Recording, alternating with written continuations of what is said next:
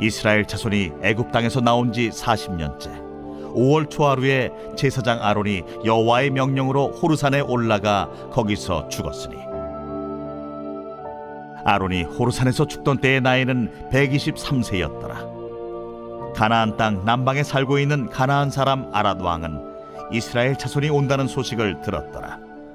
그들이 호르산을 떠나 살모나에 진을 치고, 살모나를 떠나 분온에 진을 치고, 분온을 떠나 오봇에 진을 치고, 오봇을 떠나 모압 변경 이에아바림에 진을 치고, 이임을 떠나 디본갓에 진을 치고, 디본갓을 떠나 알몬디 블라다임에 진을 치고, 알몬디 블라다임을 떠나 느보압 아바림 산에 진을 치고, 아바림 산을 떠나 여리고 맞은편 요단 강가 모압 평지에 진을 쳤으니, 요단 강가 모압 평지의 진영이 벤여시모스부터 아벨시딤에 이르렀더라.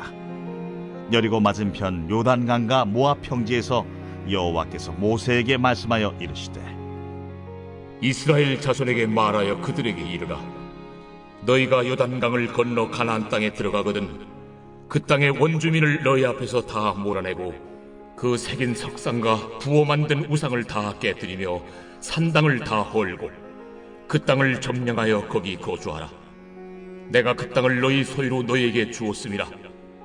너희의 종족을 따라 그 땅을 제비 뽑아 나눌 것이니, 수가 많으면 많은 기업을 주고 적으면 적은 기업을 주되 각기 제비 뽑은 대로 그 소유가 될 것인즉 너희 조상의 지파를 따라 기업을 받을 것이니라. 너희가 만일 그 땅의 원주민을 너희 앞에서 몰아내지 아니하면 너희가 남겨둔 자들이 너희의 눈에 가시와 너희의 옆구리에 찌르는 것이 되어 너희가 거주하는 땅에서 너희를 괴롭게 할 것이요 나는 그들에게 행하기로 생각한 것을 너희에게 행하리라. 오늘 말씀은 약속의 땅에서 실천할 거룩함과 공의라는 제목으로 말씀을 전하겠습니다. 오늘 본문의 말씀은 이제 이스라엘 백성들이 가나안에 앞두고서 하나님께서 아론을 불러가시는 이야기와 또 이제 약속의 땅에 가나안에 들어가서 너희가 행할 것이 무엇인가, 이 두 가지로 말씀을 하고 있습니다. 그러면서 이제 40년 광야를 여정을 마무리하면서 그들에게 기억하게 하는 것이 있습니다. 바로 하나님의 은혜였음을 기억하도록 하는 그런 내용입니다. 그러면서 다음 세대의 과제를 이야기합니다. 지금까지 인도하신 하나님과 그리고 앞으로 너희가 가나안 땅에 들어가서 해야 될 다음 세대의 과제가 무엇인가, 그 과제는 약속의 땅에서 거룩함으로 살아내는 것이라고 이야기를 합니다. 그러면서 그 거룩함의 실천 방안이 무엇이냐, 그 땅에 들어가면 이방 민족들이 우상을 섬기는데 그것에 영향을 받지 않도록 그들을 다 몰아내고, 그리고 우상 숭배를 했던 상당들과 석상들과 이런 것들을 다 제거하도록 하는 말씀이 오늘 본문의 말씀이 되어지겠습니다. 결국 하나님께서 이렇게 우상 숭배들과 그 사람들을 다 몰아내라고 하시는 이유가 있습니다. 그 이유는 바로 영향력 때문에 그렇습니다.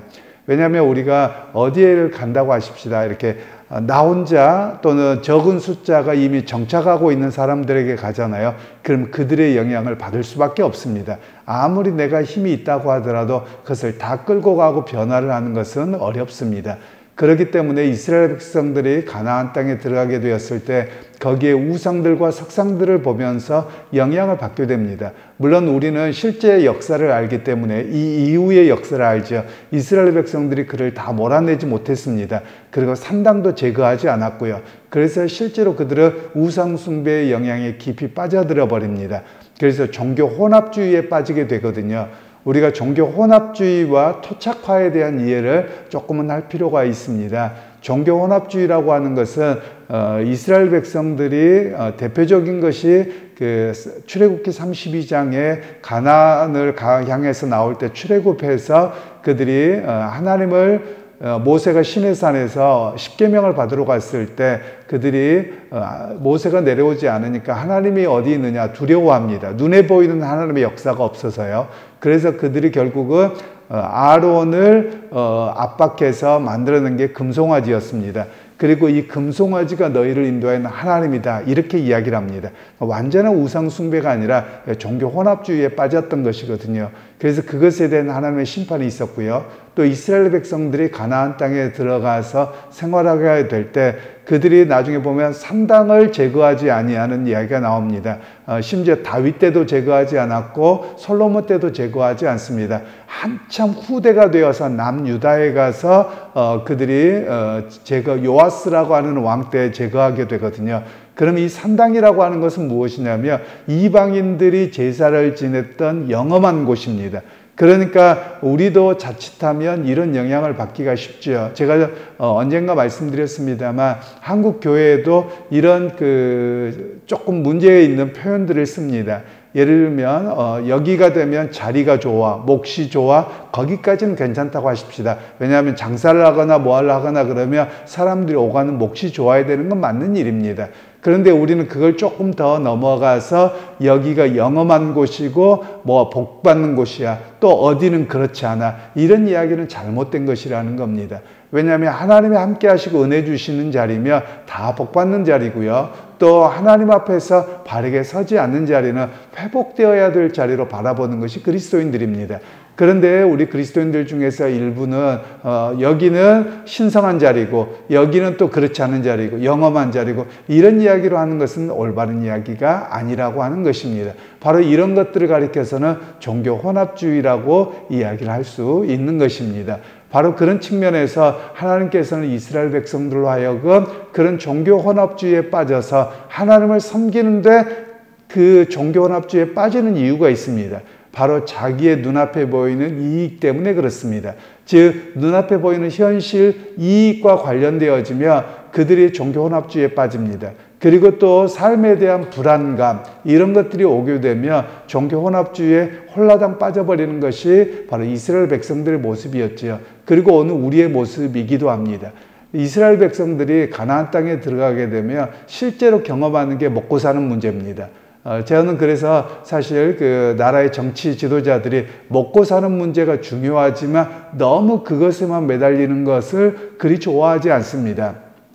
물론 과거 박정희 대통령 때부터 또 이승만 대통령부터 지금까지 그렇습니다. 먹고 사는 일이 중요하지만 나라의 가치가 어떠해야 되느냐 이런 쪽으로 가야 되는데 먹고 사는 게 최우선이다. 그러면 여러분 아무것도 안 보입니다. 먹고 살기 위해서는 윤리고 가치고 올바름이고 다 무너져 버리거든요. 그래서 저는 그것이 올바르지 않다고 보는 사람인데요. 오늘 이스라엘 백성들에게도 마찬가지였습니다. 그들이 가나안 땅에 들어가서 뭘 보냐면 먹고 사는 문제를 봐버립니다. 그런 순간 그들이 무너지게 되는데요. 왜냐하면 이스라엘 백성들은 목축업을 하던 사람들입니다. 농사를 지어본 적이 없습니다. 그러면 목축하는 사람하고 농사를 짓는 사람하고 차이점이 있습니다. 목축을 하는 사람들은 기후와 상관없습니다. 그냥 풀밭이 있는 곳을 따라다니면 되는 겁니다. 그런데 농사를 짓는 사람들은 비 오는 것과 그리고 봄, 여름, 가을, 겨울을 다 따져야만 합니다. 그런데 이스라엘 백성들은 이런 경험이 없거든요.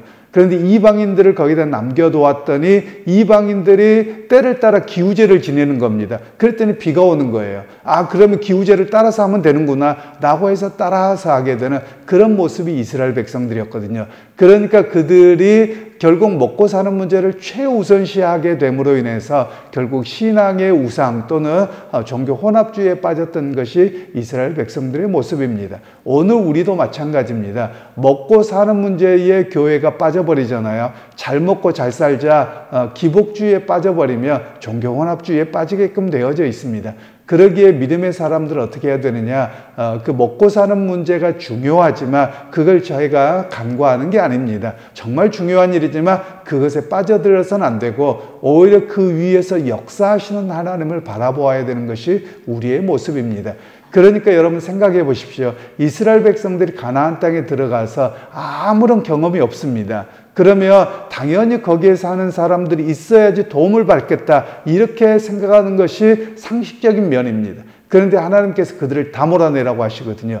그러면 그들에게 보라고 하는 것은 뭐냐면 하나님의 역사를 기대하라는 겁니다. 하나님의 일하심을 보고 배우고 나가라고 하는 것이 이스라엘 백성들에게 말씀하셨던 것이거든요. 오늘 우리도 마찬가지입니다. 우리가 아무것도 누군가 도움이 줄 사람이 있어야 될 것 같습니다. 어떻게 살아가는 일들이 누군가가 앞에 있는 사람이 있고 또 그 사람 하는 것을 따라가야 되고 이렇게 되어야 될 것처럼 보이는데 오히려 믿음의 사람들은 어찌해야 되느냐? 하나님의 역사를 바라보는 것이 우리의 모습이어야 하는 것입니다. 그래서 하나님께서는 이스라엘 백성들에게 그런 죄악의 영향을 받을 수 있는 요소들을 다 제거하도록 하나님이 말씀하셨던 그런 내용입니다. 그래서 여러분 오늘 우리가 기도하고 또 하나님 의지할 때 의지하는 것이 무엇이냐면 먹고 사는 것 중요합니다. 그런데 그것만을 위해서 기도하는 것을 바라보는 것은 올바른 모습으로 가지 않습니다. 오히려 우리가 해야 될 일들은 그 위에 역사하신 하나님, 때를 따라 공급하실 하나님을 내가 바라보고 의지합니다. 또 때로는 환경을 바꾸실 하나님을 내가 바라보고 의지합니다. 그 고백이 바로 우리 고백이 되어야 함을 이야기하고 있는 것이지요. 그러게 여러분 오늘 우리가 믿음 생활하면서 오늘 하루도 우리의 삶 속에 역사하실 하나님을 바라보기를 소원합니다. 인도하시고 동행하실 하나님을 내가 의지합니다. 이 고백이 되어지기를 소원하고요. 특별히 우리나라의 정부가 바뀌었습니다. 이렇게 제가 자주 이야기를 드리지만 먹고 사는 문제가 최우선이다 라고 하는 그 순간 타락하게끔 되어져 있습니다. 왜 그러냐면 윤리와 공의가 세워지는 것이 아니라 먹고 사는 것이 최우선이 되면 도둑질해도 괜찮고 뭐해도 괜찮고 이런 윤리성이 무너지기가 쉽거든요. 그러니까 오히려 보기보다는 오히려 나라가 더 어려울 수 있는 그런 요소가 된다라는 겁니다. 왜냐하면 우리 한국의 과거의 역사에서 보면 한국이 잃어버린 게 있습니다. 선비정신이라고 하는 겁니다. 선비정신이라고 하는 것은 우리 한국의 어른들이 비록 남에게 피해를 끼치지 않고 정말 꼿꼿하게 살았던 것이 선비정신이거든요. 그런데 우리나라가 근대화가 되어지면서 잘 살아보세요. 먹고 사는 게 최우선이라는 거예요. 그러니까 이 선비정신은 다 없어지고 어떻게든지 먼저 뛰어가서 먼저 잡은 놈이 최고인 거죠. 이런 의식으로 한국 사회가 바뀌어버렸거든요. 그러니까 뭐가 상실되느냐? 윤리성이 상실되고 공동체가 상실되는 게 오늘날 사회의 모습이거든요. 저는 또 그렇게 되어지는 것이 더 앞당기는 그런 모습이 되지 않을까 하는 그런 우려가 있기는 합니다. 그래서 오늘 성경적 가치관 속에서 보자면 먹고 사는 것이 최우선이 아니라 하나님의 백성으로 사는 것이 최우선입니다. 그리고 하나님의 공급하시고 인도하실 것을 우리가 바라보고 의지하는 것이 우리의 최고의 모습이어야 한다. 이렇게 성경은 말씀하고 계시는 겁니다.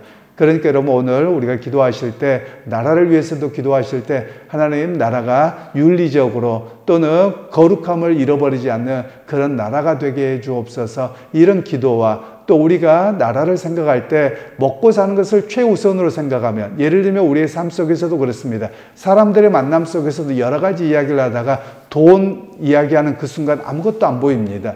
왜냐하면 사람들에게는 그게 정말 중요한 일이거든요. 그래서 오히려 그것보다는 우리의 모임과 우리의 삶이 어떤 가치와 어떤 만남의 기쁨이 있는가 이것이 우리에게 먼저 있어야 한다라는 것을 우리가 기억할 필요가 있겠습니다. 그래서 여러분 오늘 하루의 삶 속에서도 여러분들이 사람을 만나고 또 여러분의 모임이 있다면 여러분 그 자리에서 돈이 아니라 만남의 기쁨 또 그리고 사람들을 통해서 함께 일하는 일들이 얼마나 좋은 일인가 그것을 먼저 바라보고 나아갈 수 있는 그런 자리가 되기를 소원합니다. 그래서 하나님의 거룩함이 또 공의로움이 우리의 삶 속에 역사하시는 것을 우리가 바라보고 기대하고 살아가게 되는 오늘 하루가 되시기를 주님의 이름으로 축원합니다. 하나님 오늘 또 이스라엘 백성들이 종교 혼합주의에 빠지지 아니하도록 다음 세대에게 부탁하고 계시는 그 말씀을 들었습니다.